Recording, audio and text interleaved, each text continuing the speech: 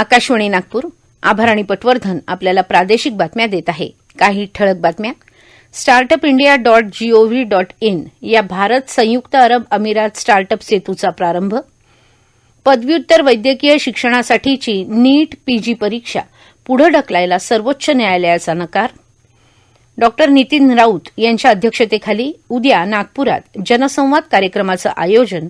आणि राष्ट्रीय तपास यंत्रणा अर्थात एनआयएनं कुख्यात गुंड दाऊद इब्राहिमशी संबंध असलेल्या मुंबईतील दोघांना ताब्यात घेतलं.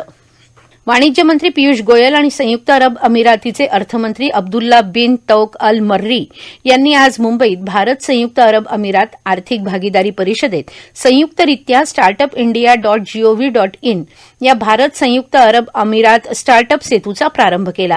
या सेतूमुळे दोन्ही देशातील उद्योजक आणि संबंधितांना भारत आणि संयुक्त अरब अमिरातीमधील स्टार्टअप परिसंस्थेशी माहिती सुलभपणे उपलब्ध होईल.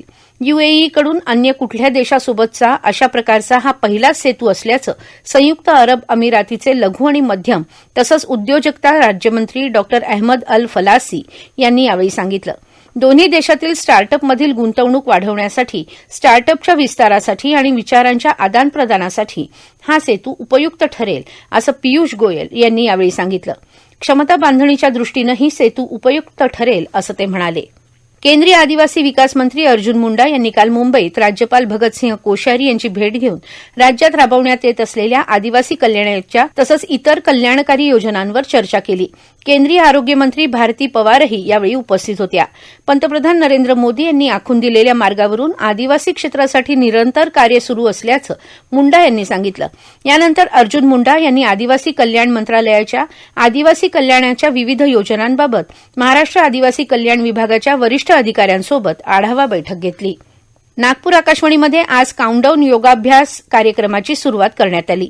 या अंतर्गत आकाशवाणीच्या कर्मचारी आणि योग प्रशिक्षक अनिता अगरकर यांनी उपस्थित कर्मचारी वर्गाला विविध योगासनांची प्रात्यक्षिकं करून दाखवली तसंच त्याचं महत्त्व देखील सांगितलं. यावेळी अभियांत्रिकी उपमहानिदेशक पी.एम. कावले यांनी देखील योगाच्या लाभांचा पुनरुच्चार केला. जागतिक योग दिवसानिमित्त माहिती आणि प्रसारण मंत्रालय, भारत सरकारच्या क्षेत्रीय लोकसंपर्क ब्युरो नागपूर आणि पत्र सूचना कार्यालय नागपूरतर्फे सामान्य योगाभ्यास अंतर्गत 13 मे 2022 रोजी सकाळी 9 वाजता सिव्हिल लाईन्स येथील नवीन सचिवालय भवनातील क्षेत्रीय लोकसंपर्क ब्युरोच्या कार्यालय सभागृहात काउंटडाऊन योगाभ्यास कार्यक्रमाची सुरुवात करण्यात आली. याप्रसंगी पत्र सूचना कार्यालयाचे सहाय्यक संचालक शशीन रॉय उपस्थित होते. त्यांनी यावेळी उपस्थितांना मार्गदर्शन केलं. या कार्यक्रमाचे प्रमुख पाहुणे म्हणून नेहरू युवा केंद्राचे जिल्हा युवा अधिकारी उदयवीर सिंग उपस्थित होते. त्यांनीही याप्रसंगी आपलं मनोगत व्यक्त केलं. पावसाळ्यात अनेकदा तलाव फुटून दुर्घटना घडतात. त्यामुळे सर्व संबंधित विभागांनी आपल्या अखत्यारीतील तलावांच्या सुरक्षिततेच्या दृष्टीनं तपासणी करून आवश्यक उपाययोजना अंमलात आणाव्यात. तसंच तलाव सुरक्षिततेच्या जबाबदारीबाबत सुस्पष्टता निर्माण होण्यासाठी सर्व तलावांचं तत्काळ मॅपिंग करून तलाव कोणत्या विभागाचा आहे याची माहिती सादर करावी, असे निर्देश जिल्हाधिकारी पवनीत कौर यांनी आज अमरावती इथं दिले. जिल्हाधिकारी कार्यालयात आपत्ती व्यवस्थापन विषयक बैठकीत त्या बोलत होत्या. अमरावतीच्या जिल्हाधिकारी कौर म्हणाल्या की शिवकालीन तलाव तसंच जुने तलाव, जलस्रोत यांची सुरक्षिततेच्या दृष्टीनं तपासणी करून आवश्यक त्या दुरुस्ती कराव्यात. नाला खोलीकरणाची कामं पूर्ण करावी. आगामी पावसाळा लक्षात घेता आपत्ती व्यवस्थापन कक्ष तसंच प्रत्येक तहसील यंत्रणेनं पूर्वतयारी करावी. शोध पथकांकडील बोट आणि इतर साहित्याची तपासणी करून घ्यावी आणि गरज असल्यास दुरुस्ती करून घ्यावी.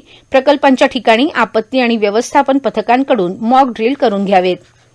मनी लॉन्ड्रिंग प्रकरणात अटकेत असलेले महाराष्ट्राचे मंत्री आणि राष्ट्रवादीचे नेते नवाब मलिक यांना खासगी रुग्णालयातून वैद्यकीय उपचार घेण्याची परवानगी विशेष पीएमएलए न्यायालयानं आज दिली. मलिक यांच्यावर काही दिवसांपासून सरकारी जे रुग्णालयात उपचार सुरू आहेत. मलिक यांना चांगल्या उपचार सुविधांसाठी खासगी रुग्णालयात उपचार घेण्यासाठी परवानगी देण्याची विनंती मलिक यांच्या वकिलानं केल्यानंतर ही परवानगी देण्यात आली. या प्रकरणाचा तपास करणाऱ्या ईडीनं या विनंतीला आक्षेप न घेतल्यामुळे न्यायालयानं ही परवानगी दिली आहे.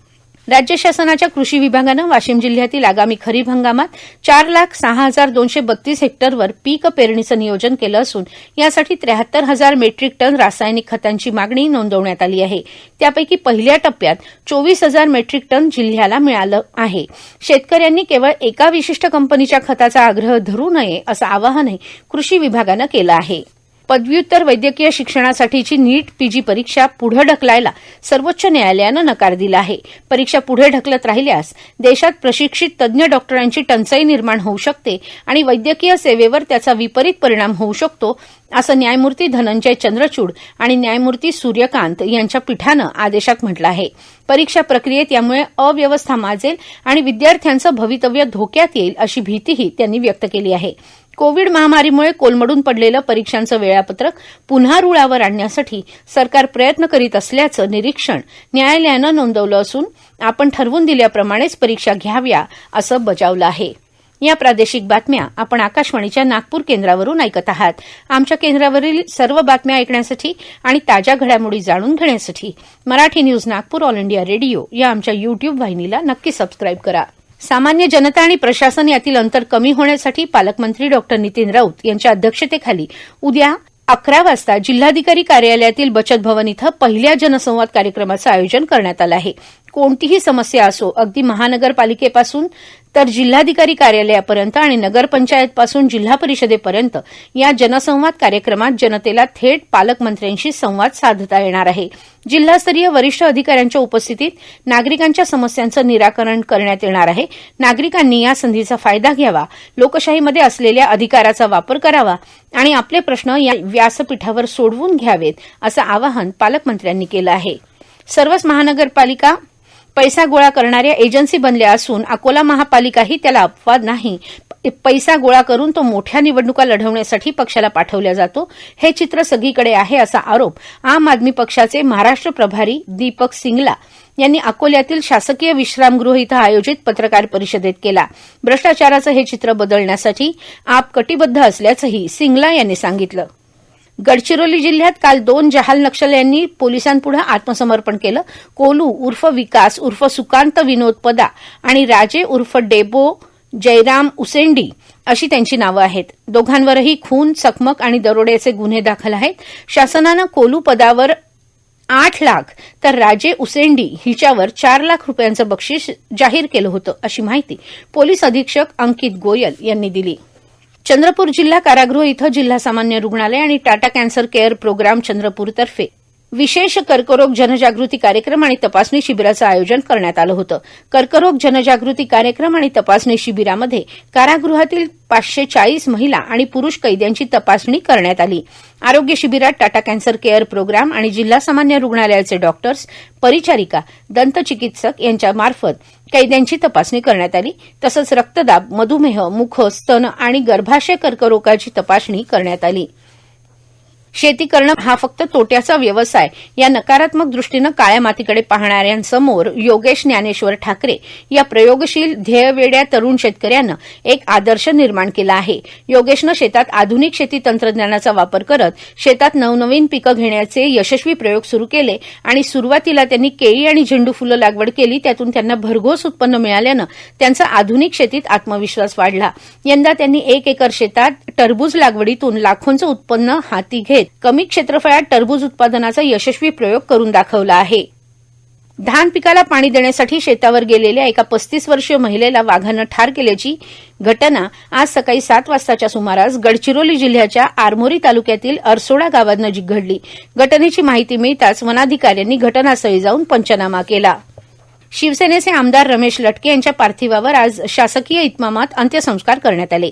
शिवसेना पक्षप्रमुख आणि मुख्यमंत्री उद्धव ठाकरे, उपमुख्यमंत्री अजित पवार, रश्मी ठाकरे, पर्यटन, पर्यावरण आणि राजशिष्टाचार मंत्री आदित्य ठाकरे यांनी रमेश लटके यांच्या पार्थिवाचं अंत्यदर्शन घेतलं आणि कुटुंबियांचं सांत्वन केलं. जीवाला जीव देणारा आमचा शिवसैनिक गेला, हे नुकसान न भरून येणारं आहे. मला नाही वाटत त्यानं कधी कुणाला नाही म्हटलं असेल. असा आमचा उमदा कार्यकर्ता गेला, त्यामुळे आम्हा सर्वांना हा धक्का आहे, अशी प्रतिक्रिया मुख्यमंत्री उद्धव ठाकरे यांनी दिली. विदर्भात पुढील 2 दिवस उष्णतेची लाट कायम राहणार असून तुरळक ठिकाणी विजांच्या कडकडाटासह पावसाची शक्यता आहे. आज अकोला इथं 44.7 अंश सेल्सिअस तर नागपुरात 43.2 अंश सेल्सिअस इतक्या कमाल तापमानाची नोंद करण्यात आली. राष्ट्रीय तपास यंत्रणा अर्थात एनआयएनं कुख्यात गुंड दाऊद इब्राहिमशी संबंध असलेल्या मुंबईतील दोघांना ताब्यात घेतलं आहे. आरिफ अबुबकार शेख आणि शब्बीर अबुबकार शेख अशी या दोघांची नावं असून त्यांचा दाऊदशी संबंधित अनेक बेकायदेशीर कारवायांमध्ये सहभाग असल्याचं उघडकीस आलं आहे.